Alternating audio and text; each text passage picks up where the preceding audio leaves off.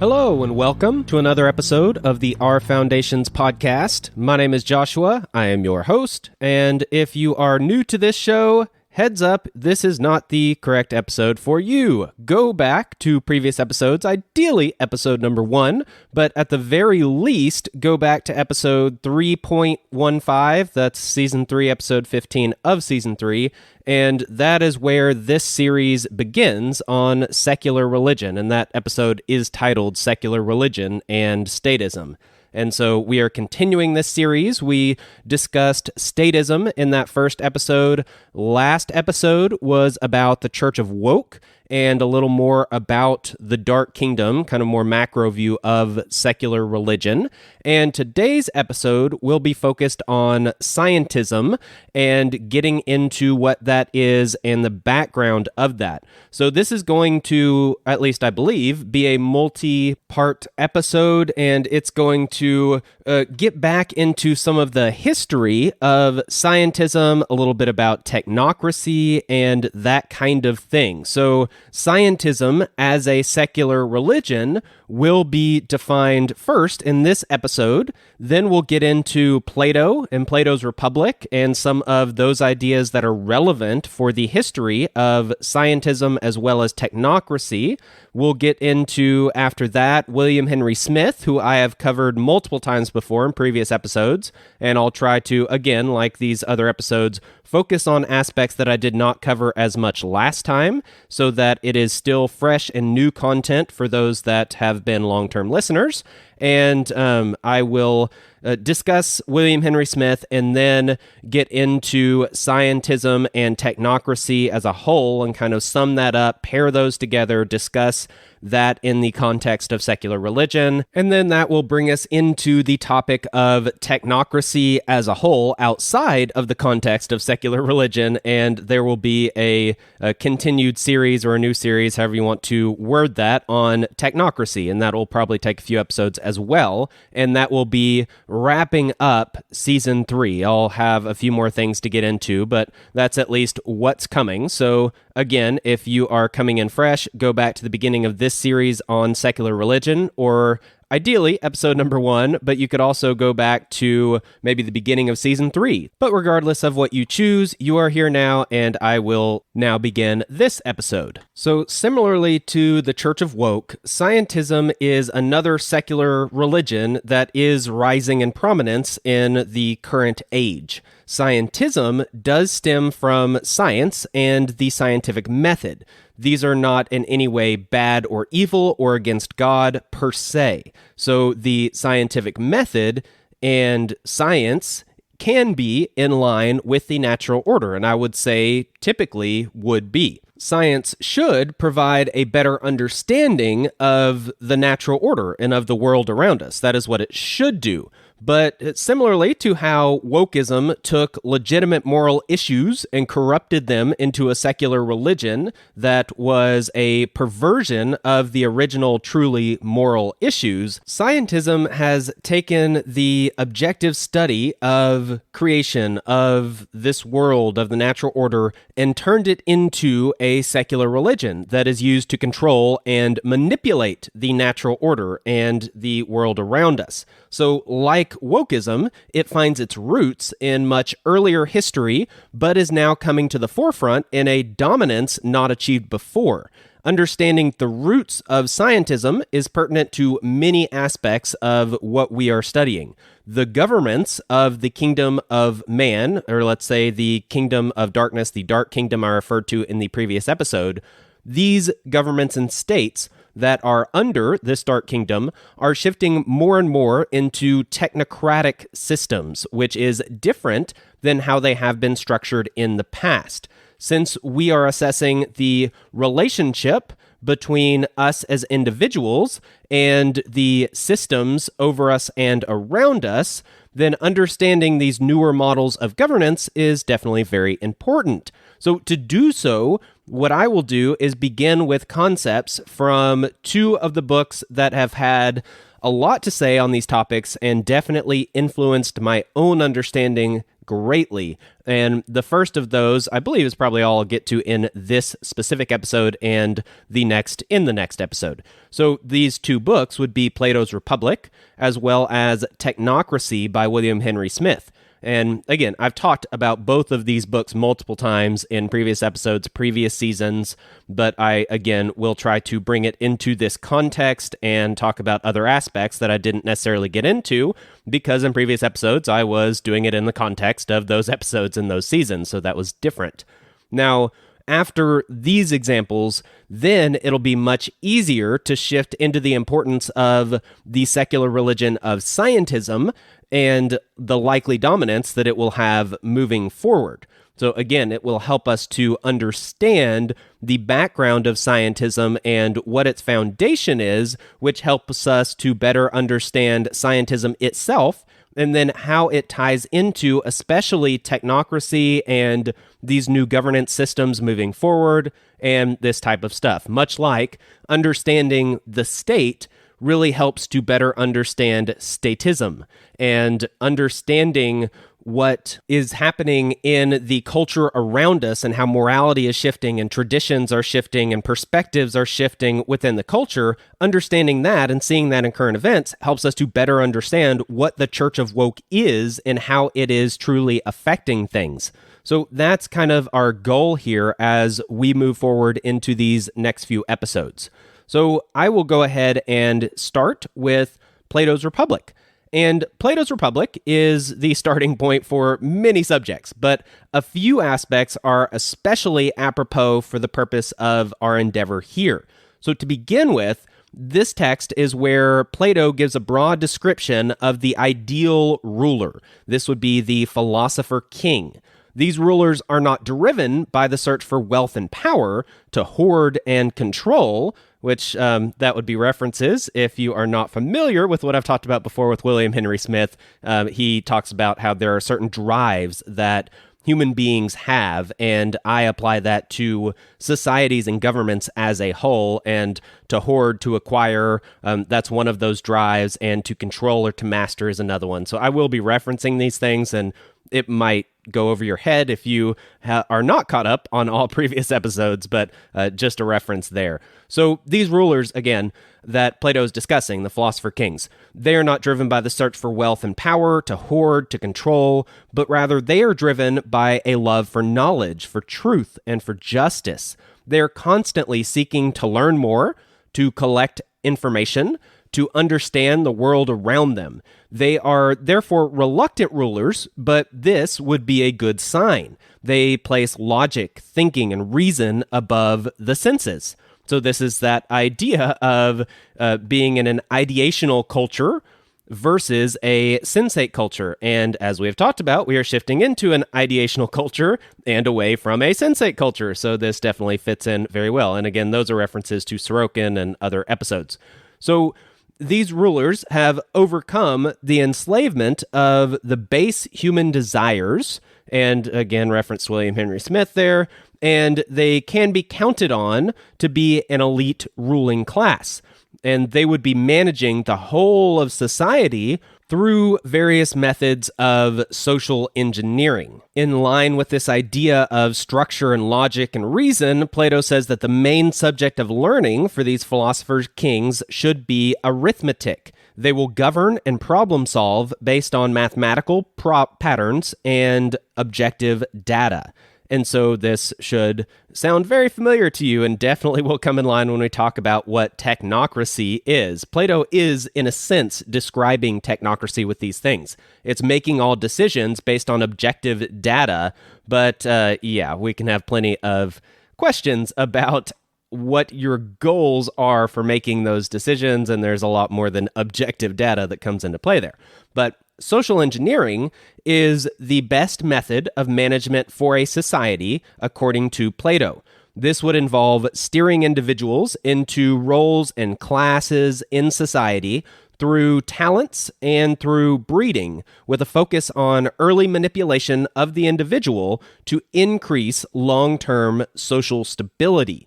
So he believes that these philosopher kings and this elite ruling class should for the good of all, manage society and steer individuals into certain roles and positions and jobs and social status, all of these types of things. And that should be something that is actively and proactively controlled and steered by these philosopher kings. So basically, everyone has their job and their class and must fulfill them diligently for the good of the whole. In order for this to form a smoothly operating society, there must be specialization and division of labor. Individuals fulfilling these roles in these ways leads to a well-run society, which is the ideal for the whole, and therefore must constitute true justice. This is a question that comes up. What is justice? And Plato, through dialogue and Socrates, works out at least his views of what justice is. And part of what justice is, and this would be kind of similar to the Stoics, like Marcus Aurelius talks about some similar things, but what justice is, what is right in the world, is for people to do what they are basically naturally created to do. If you are good at doing something, you have certain aptitudes and skills that you fit your life to fulfilling those to the best of your ability and doing so in a way that benefits society as a whole. And this overall sounds nice, but applying it in this context, not so nice, at least in my opinion. There is definitely a difference between what someone probably should do and what would be good for them in their life, and a ruling class telling people what they should do and how they should run their lives based on the ruling class's opinion of what their aptitudes are and what role they should fit in. Those are two very different things. But getting back to Plato, property, profits, and wealth tend to corrupt motives, morals, loyalties, and society writ large. They are a distraction from the pursuit of justice. So if you are seeking these corrupt motives and these corrupt goals of property, profits, and wealth, then that is not going to be something that is good for a stable society. Wealth and poverty are both, in fact, evil. That is the opposite of justice. So Plato says that this is why everyone will be as equal as is reasonably possible. Even women will be involved in the same professions as men. The goal is uniformity in contentedness and purpose. Everyone will have this sense of purpose and goal and community that they are all striving towards. Everyone will be roughly equal in class and status and this type of thing,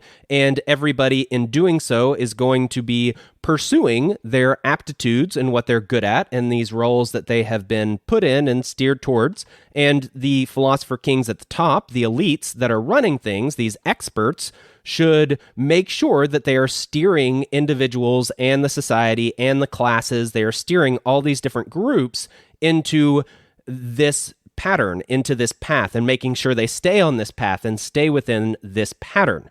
And again, if everyone is as uniform and equal as possible, it makes this much easier. You don't have these outliers that are causing trouble and getting in the way. And I have definitely talked about these ideas of uniformity, especially getting into the public education system in season 1. We talked a lot about how that's one of the purposes of the modern education system, and going into the history of it, that is very obvious. It's just that's what it was. There's not really much debate about that.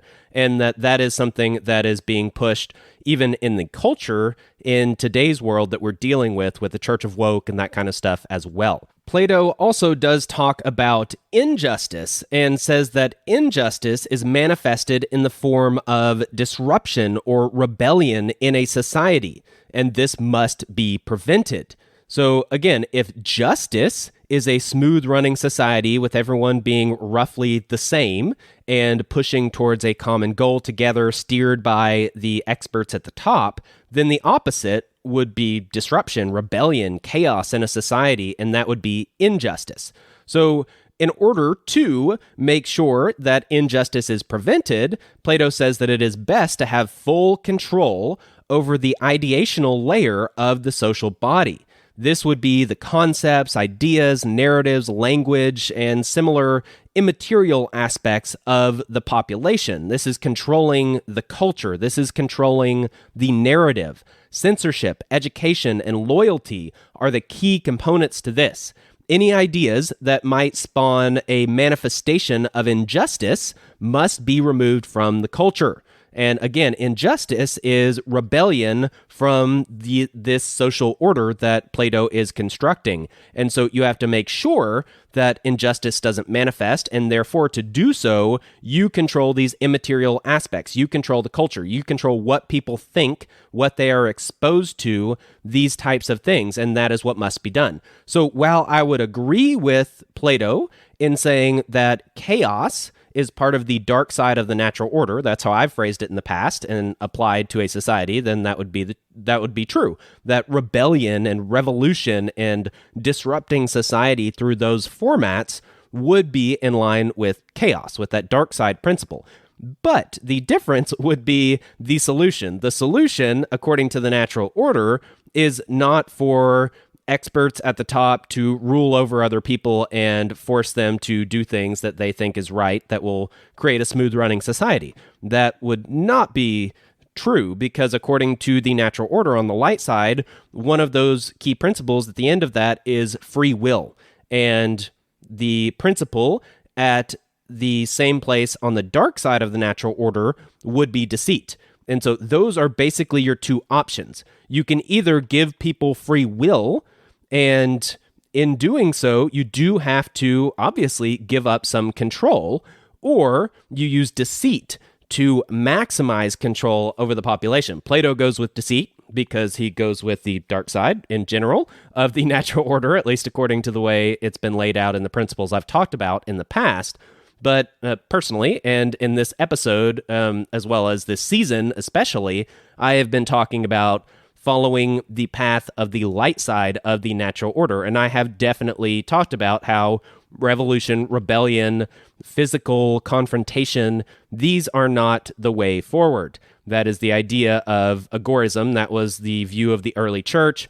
All of these things that I've been discussing are not in line with that. So we would agree with Plato that we don't pursue injustice in the form of chaos within society.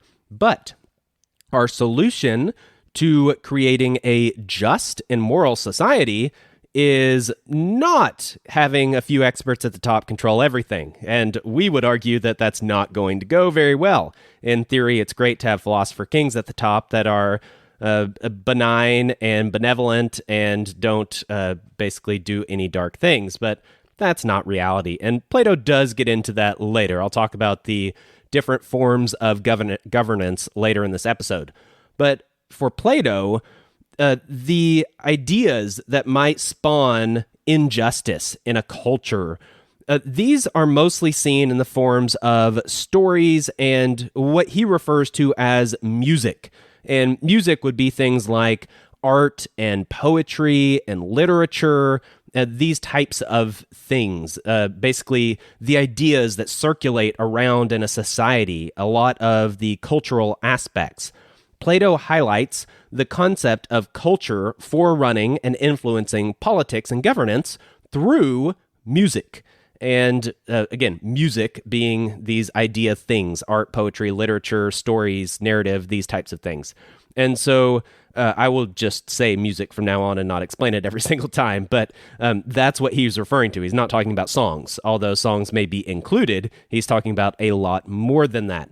A quote from The Republic by Plato that is relevant here would go thus, quote, "Musical innovation is full of danger to the state, for when modes of music change, the fundamental laws of the state always change with them." So that's again a reference of this concept that culture comes before politics. So when things change within the culture through this mode of music, through art and the stories being told and the narrative people are talking about, ideas being discussed, all of these things, as these things start to change, they will do so And following that, the state will change, the political realm will change afterwards. And again, that's kind of this whole idea of coming from last episode on the Church of Woke. That was that ideational change. That is the majority of how that's manifesting in today's world. And as that changes, that will change the state. And that's kind of the whole idea of talking about how these different secular religions interact with each other. You have the Church of Woke, you have statism, and you have scientism that we're trying to get into through these ideas. And they do all work together in conjunction. They affect each other, but they are not the same thing. And they are not even necessarily going towards the same goals. I would say the Dark Kingdom as a whole has goals, but there are different aspects of those overall goals that are being pursued by these different sects, these different denominations, these different secular religions. And so that's how things are playing out in today's world. Plato believed that the individual must not be exposed to any concepts or language that related to any hint of injustice. This would include, but definitely is not limited to, things like rebellion, lying, unjust violence, unfit rulers, mixed loyalties, and other harmful themes. Basically, anything that is contrary to the state and the idea of submitting to the state would be an act of rebellion, and that is, by Plato's definition, injustice. Even the simple aspect of art being imitation is dangerous because it leads to pleasure-seeking and emotion, which are often in conflict with virtue. Again, he wants to pursue things in a way that are focused on data and logic and philosophy, these things, not on emotionalism and these more artsy types of ideas. And so that's what he's focused on. He considers the former virtue, that would be the logic and reason and such, and he includes emotional desires and seeking out the pleasures and wealth and these types of things in line with injustice. Now, if the individual is never exposed to these types of ideas, then they will be much less likely to manifest them themselves and much less likely to buck against the elites that are over them. So yes, this would severely limit the culture and the arts, but since it promotes true justice, societal order, then it is the correct path to take. So in today's world, that would mean canceling out a lot of our culture, a lot of our media, a lot of these types of things. But the way things are manifesting themselves in today's world is very different than the way Plato was discussing. So in today's world, the current or the previous order was more about this idea of logic and reason and these types of things, more sensate, and we are shifting away from that into a more ideational culture. And so with that shift, you have these differences, such as what the Church of Woke is manifesting, where they are going against the traditional beliefs, the conservatism, these types of things. And so going along with this shift where the Dark Kingdom is starting to impose or attempting to impose more power and more influence, then it actually makes sense that media, that music, that falls in line with rebellion of that old order, rebellion of the natural order, is actually in line with what Plato is talking about.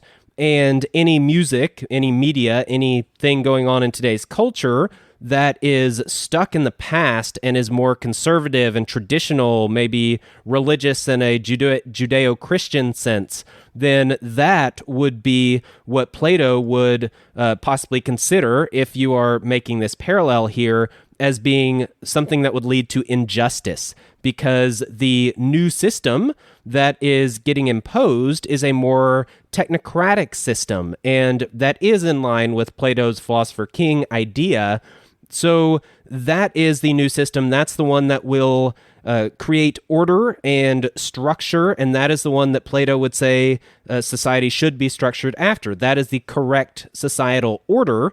And so if that is the case, then anything that goes against that would be this subversive music, so to say. And things that are conservative and traditional do go against that, in most circumstances at least. And so, therefore, that would be something that he would consider pursuing injustice. And so it's kind of different how, again, that manifests itself today, because today, anything that goes against the old system is actually more in line with Plato's philosophy than things that build up the old state. Whereas when Plato is giving this outline here, he is picturing this all happening under the perfect model, under this philosopher king model, under the technocracy model, and we are not there. So where he says everything should be in line with these experts running the technocratic order, then yes, that is true, but we are not under the technocratic order today. We are under a statist regime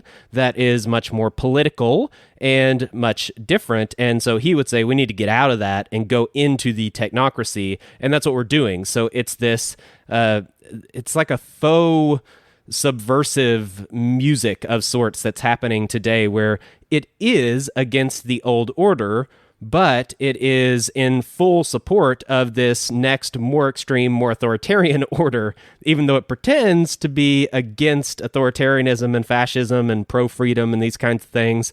It's really the opposite. It's really more in line with this idea of censorship. For example, when you have cancel culture and someone says something negative about, let's say, homosexuals, and it is viewed as an injustice in today's world, then they completely get censored. But they're getting censored. When they get censored, it is considered to be something that is promoting freedom of expression and freedom of how I live my life. And so it's censorship for the sake of freedom. It's, we are going to control music for the good of the masses. And that's what Plato is talking about. So that's, obviously what is happening today as well. Now, the best method of influencing an individual is education, according to Plato and according to most of us.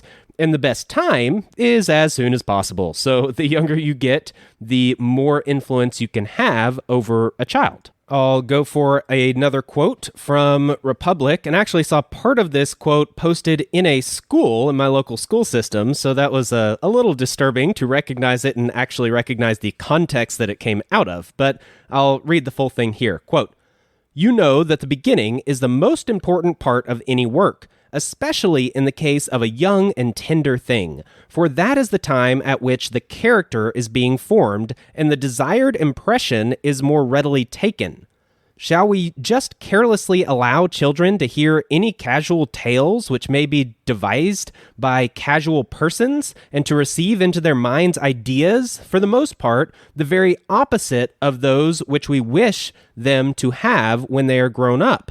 We cannot.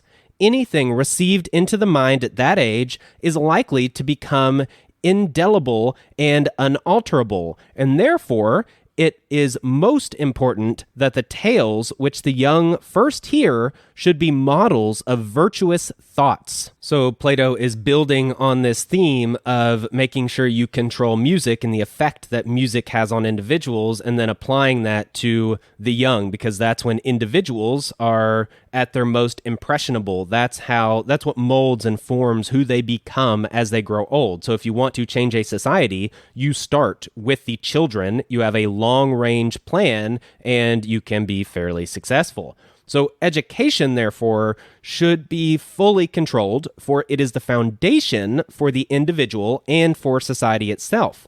Dialectic is the way to knowledge, according to Plato. Full knowledge and true education should not be for everyone, though. This more true education should be reserved for the elites who will become the ruling philosopher kings. So true education, therefore, is not mandatory or compulsory.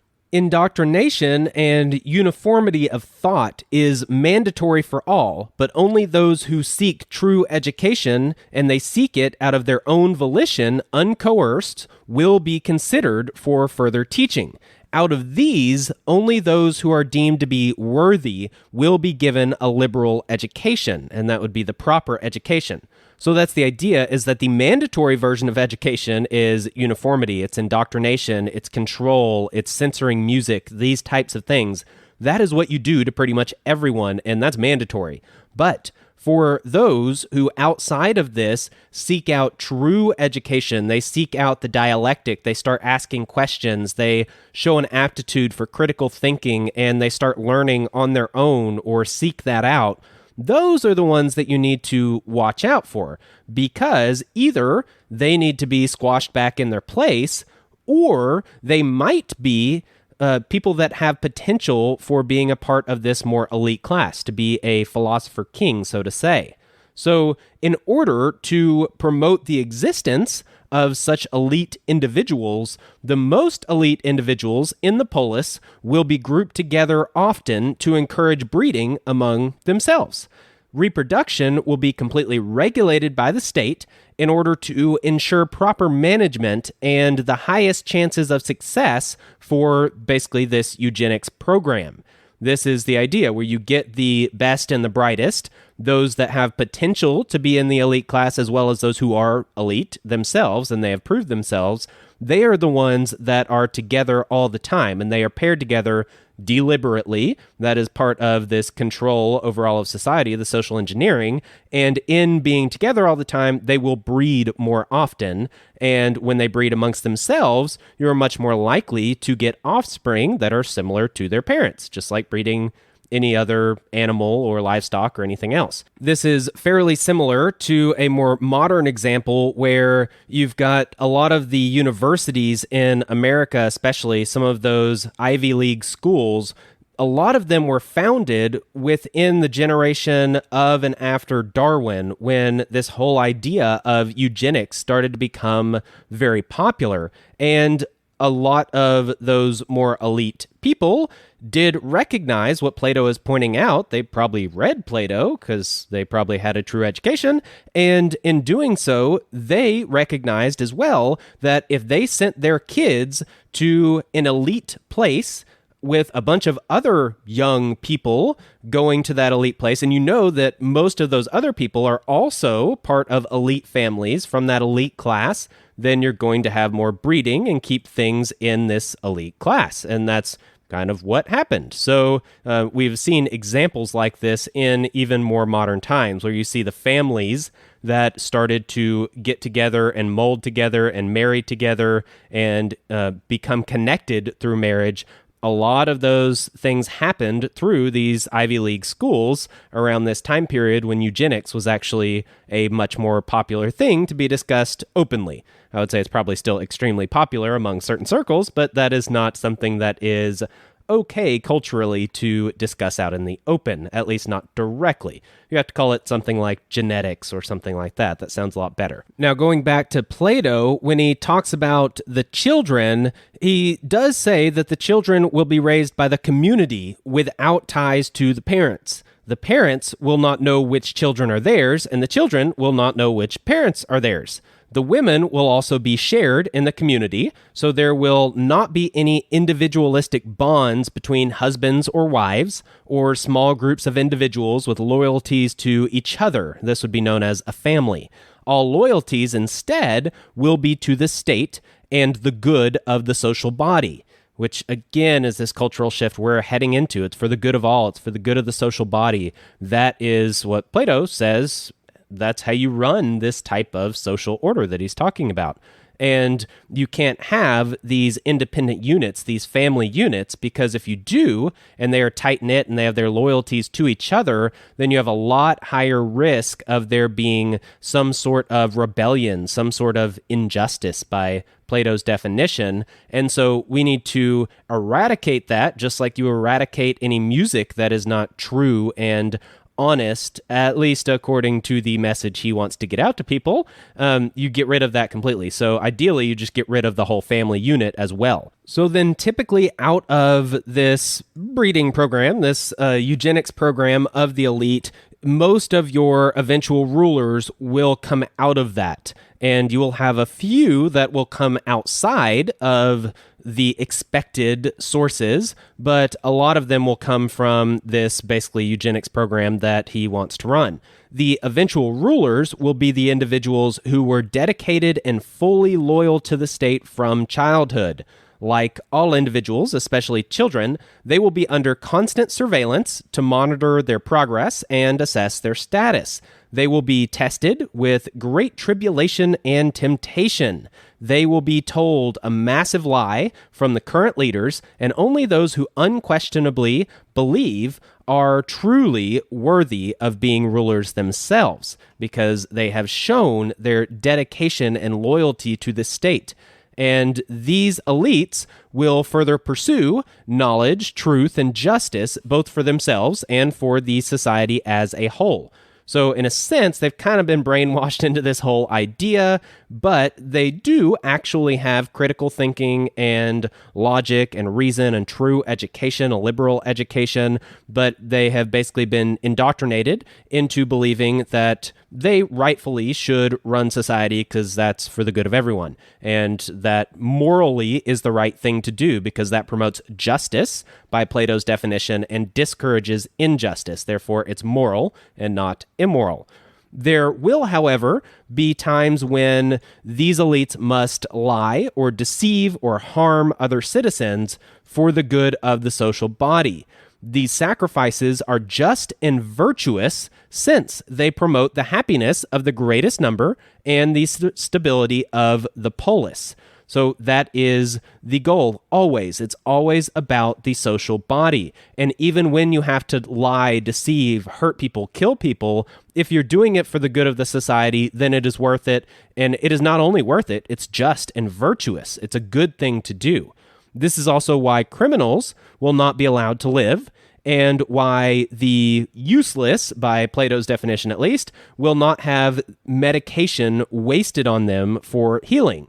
Resources will be distributed in a sustainable manner for the good of all under the management of the ruling elite. And these would be the experts, so to say. And so if someone is not very productive for society, then, it's not that they'll necessarily kill them off. They're not necessarily a threat. They're not an injustice. But it doesn't make a lot of sense to allocate resources to them because they're not benefiting the social body. So basically just let them die out. That is Plato's idea here. Not a lot of charity and will to serve selflessly. That doesn't really exist here. For Plato, the will to serve is manifested in being the service of the social body, not the will to serve individuals. There's a big difference there. So Plato lays out a pattern of societal structures in the evolution of the state after he goes through all of these other things. And that's what I want to get into next. So he's kind of laid out what this ideal society looks like, how you manage it, and this should ring some bells for scientism, probably more for technocracy. This is the beginning of both of those. This is the foundation for these things, which is why I'm spending most of a whole episode on it. And so, to get into the last part that I want to discuss from Republic, Plato talks about how these societal structures evolve and how the governance systems, how the state changes over time. Now, according to Plato, the reigning forms of government descend from aristocracy to timocracy to oligarchy to democracy, which finally leads to the worst of all, tyranny. Aristocracy is the rule of the philosopher king, as Plato laid out earlier and I just all described. That was aristocracy. It was the best that were ruling, more of a meritocracy, so to say, in which the rulers are those who are fit for benevolent rulership and they are worthy of the position. This is this elite ruling class of experts that is the aristocracy. Now, as you shift from that, in time, you have lesser individuals that begin to enter the ruling class. This is the stage of timocracy. These rulers are more focused on military conquest and honors than wisdom and virtue. It is quote, inclining rather to the more high-spirited and simple-minded type who are better suited for war, end quote. That's what Plato says. Plato doesn't view this system as wholly bad, but rather as a mix of good and bad.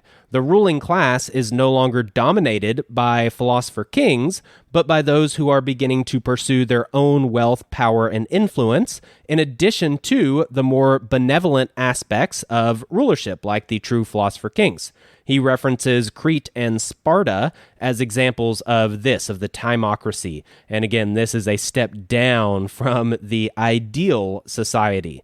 Now, the next thing that happens is that this system, this timocracy, leads to oligarchy, where those with the most wealth, power, and influence make up the ruling class. So again, timocracy is the reaction to and the evolution of aristocracy. So with the aristocracy, you have the philosopher kings, these people that should be the elite class because they truly are the experts. And then as that continues, as all institutions do, it becomes a little more corrupt. And some of these new people that are brought into this elite class are not of the same caliber, not quite as philosophy-oriented, so to say, or benevolent, and they are more focused on their own pleasures and glories and honors and these types of things. But they also have some of these traits of the philosopher king, which is why they're starting to creep into the power structure, and this is what shifts us into timocracy.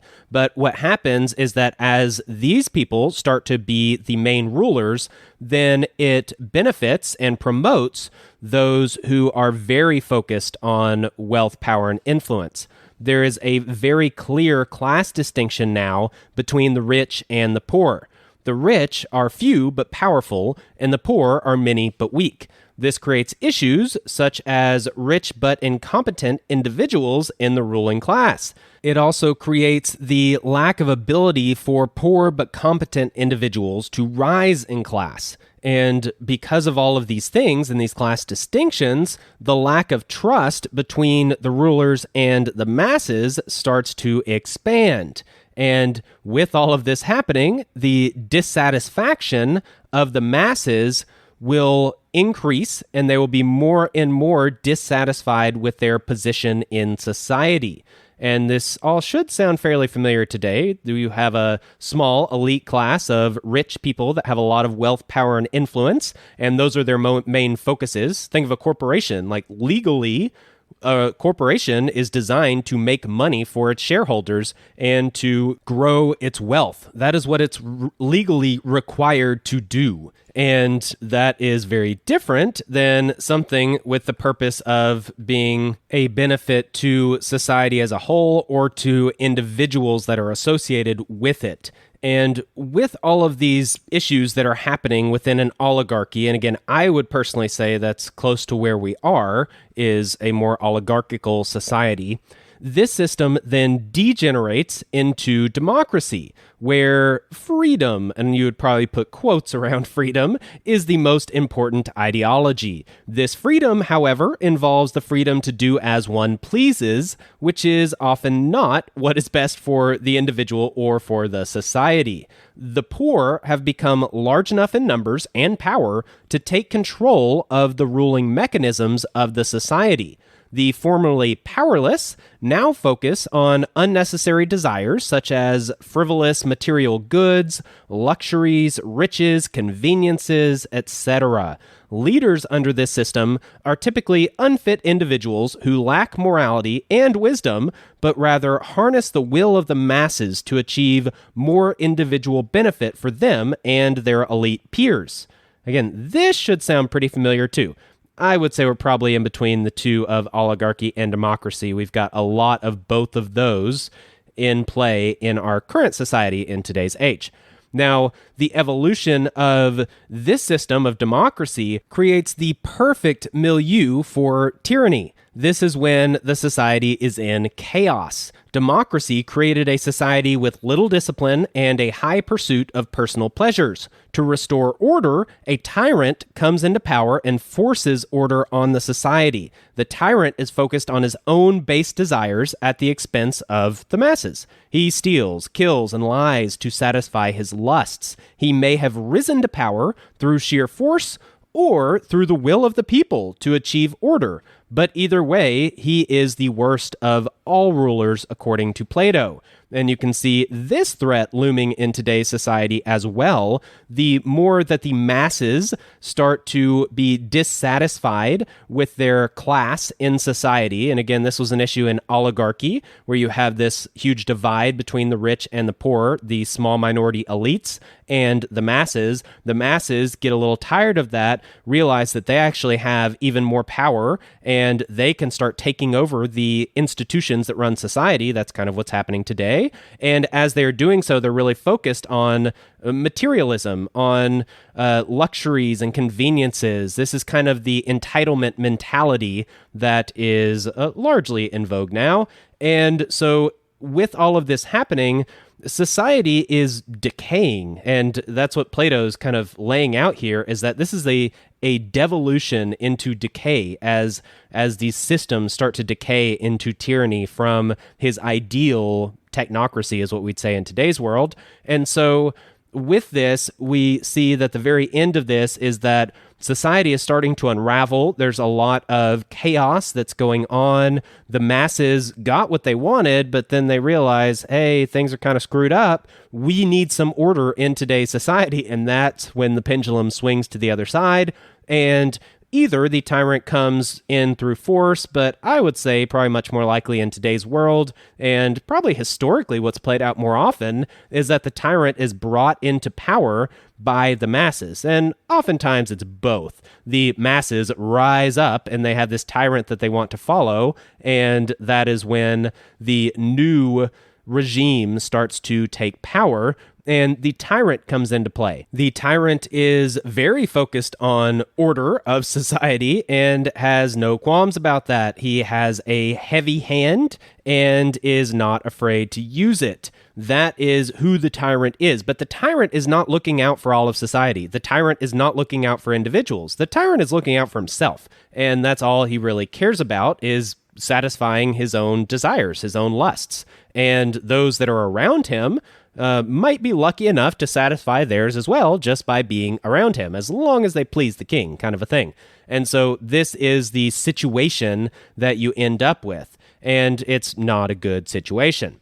So while many people have disagreed with the specifics of Plato's timeline for societies, many of his points are universal and true. We see many aspects of oligarchy and democracy in today's world. We should be aware both of the negative aspects of these as well as the potential futures that he outlines. To bring many of Plato's concepts and outlines to a more modern perspective, we will shift to William Henry Smith to be the orator for that in the next episode.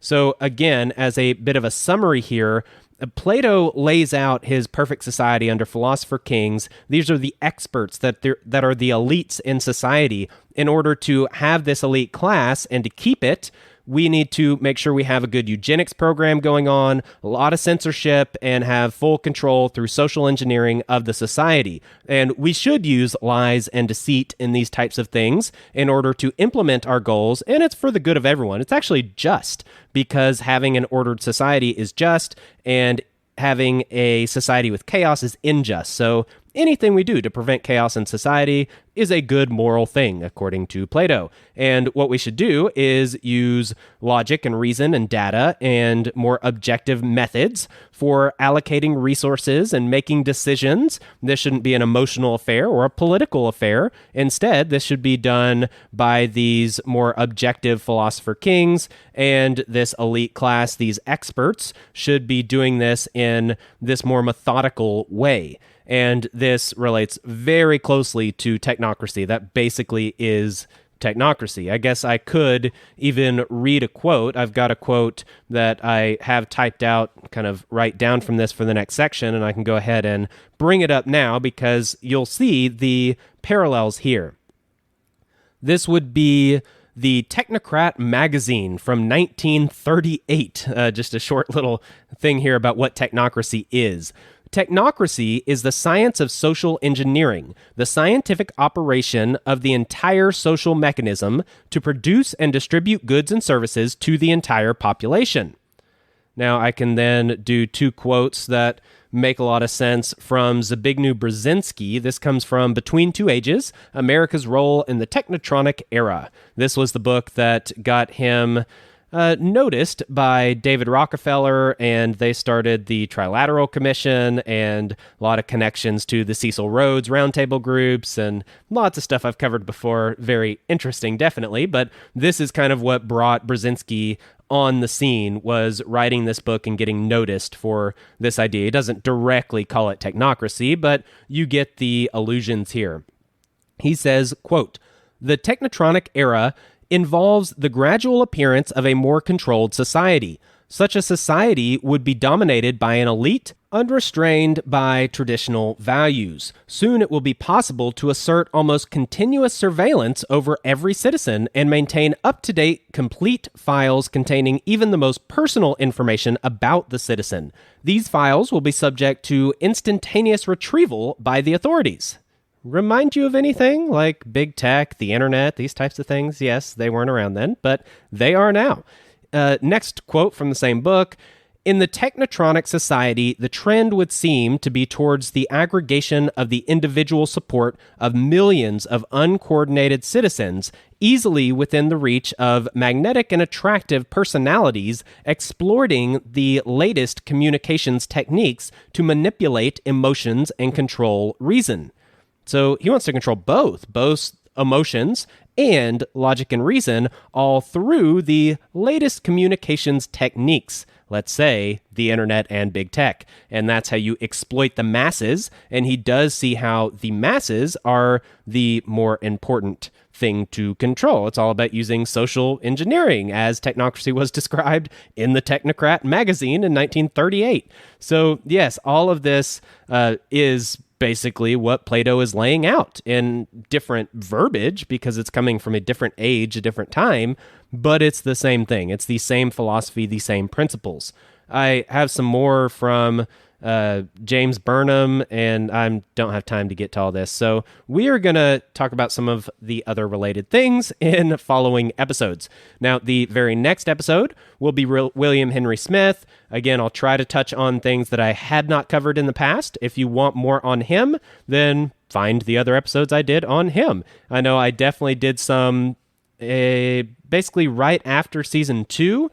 I had an interim period. I did like a COVID trilogy. And then I think shortly after that, I did some on some of these topics that I will be talking about, but some of that was on William Henry Smith. I did, I think, a full episode on him. And then in the Vin Armani interview and elaborations, I talked about him as well, about William Henry Smith, and that would have been starting with episode 111. And I might have even talked about him again in a later episode. I think I did. I'll try to find that and put that in the show notes, but don't know if I will. I'm sure you can figure it out. And if you can't, and it's important to you, send me an email, and I will make sure that I do so. So that is what is coming up. I also recently did an interview with another show. Unshackled Liberty is the name of that show, and I don't know when they're going to finish the editing and release that episode and that kind of thing, but I assume it's in the relatively near future, so whenever that does drop, I will let you know. It was an extremely good episode, at least in my opinion. I really enjoyed it. They said they really enjoyed it, and we were discussing the idea of, I guess, kind of Christian agorism. It was a lot about how Christians and the church should act given the circumstances in today's society and how things are shifting, and taking that perspective of Christian agorism and what that means. And we got into all kinds of other related topics that were very interesting. I think it went really well, and I think you would enjoy it. So I will let you know when that comes out, give you a heads up, post a link to that. Other than that, if you are interested in other appearances I've done on other shows, if you go to the website, rfoundations.podbean.com, there is a page. You click on the drop-down menu at the top left, and there's one that says Appearances, I believe, is how it's labeled, and that should have a list of all the appearances I've done. That is assuming that it is up to date. I'm not sure if it is. It might be missing one or two, but it should have most of them. And so that's a good resource if you want more content that I am not putting out on my own feed. And then there's also more information on the website if you want to learn more about me, or if you want to support the show and need some links for that, or whatever else.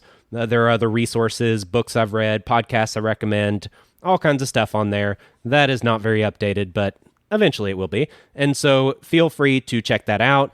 As I said, email me anytime and ask any questions. I got a question from one of the supporters about Bitcoin and comparisons with fiat money and issues with the grid and that kind of stuff, and that was pretty interesting. So also got some comments on some of the book releases I've done for supporters. So I guess I should definitely say right here, thank you, supporters, those who are financially supporting the show, giving money, and helping me to pay for everything associated with the show. I actually bought a new piece of equipment the other day, and I believe that the support that has been given over the past few months that exceeds what I've had to pay for hosting and other things will cover the cost of that. And so thank you. The supporters are definitely supporting, and that is how I can do this show without coming out of pocket myself, and I greatly appreciate that.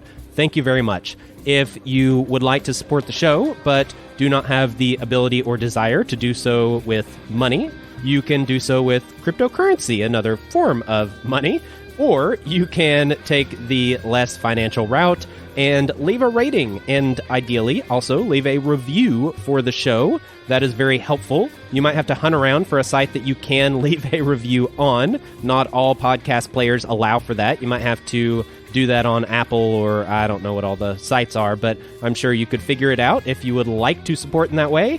Or another way of supporting the show is by sending me feedback. That is extremely helpful. Just send me an email with feedback of what you thought of a specific episode or the podcast as a whole, or an issue that you had, a question you have. Any of that is very helpful as well. So please do support the show. That is something that I would ask of everyone in whatever way or form suits you. If you enjoy this show, you want it to be out there and to have a high quality and to be beneficial for all of the people that listen in the future, then please do your part and support in whatever way works for you. Thank you very much for listening. That is also one way of supporting, and for spreading word of the podcast. I know some of you have been doing that, so thank you very much. I really appreciate it. I'm out till next time. Peace. This has been our Foundations podcast. Goodbye. Thank you for listening. Goodbye. Bye-bye.